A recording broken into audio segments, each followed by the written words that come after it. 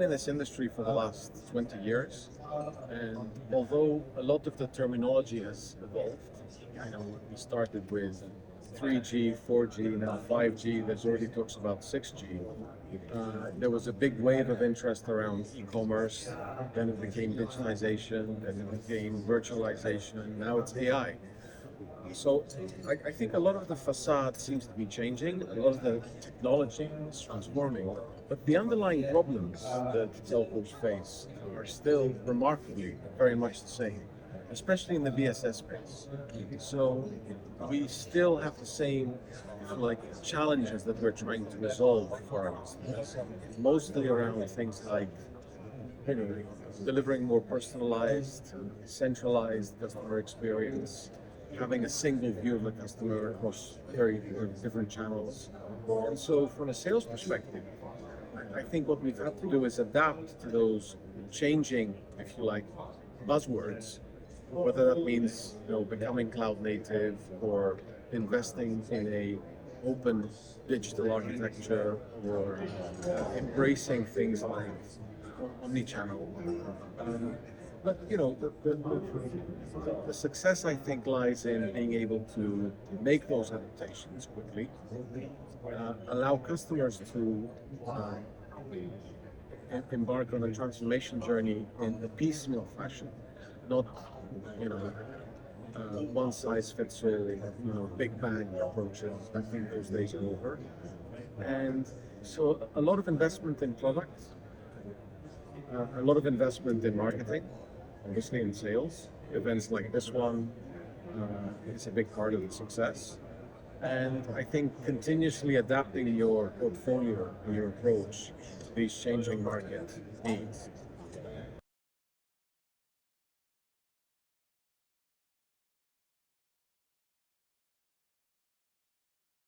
I think the biggest impact we see in telecom has to do with replacing live agents. So I think chatbots and digital assistants are really a game changer in terms of how cost effectively and in real time telcos are able to manage incoming as well as outbound requests, trouble tickets, the speed and efficacy with which they do that. So a lot of what you hear at this conference here at Innovate Asia has been around successful use cases with chatbots and digital assistants.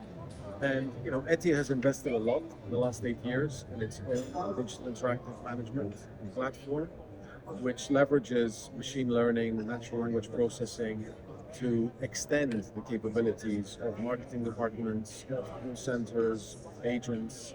So not so much replacing live agents, but rather augmenting what they can do, the speed and efficacy with which they can respond to any kind of inquiry or upsell, cross-selling.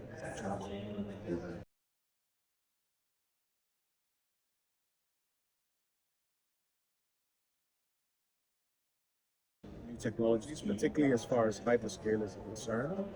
I think with regional, geography-based partners, a lot of it comes down to the right incentive plans.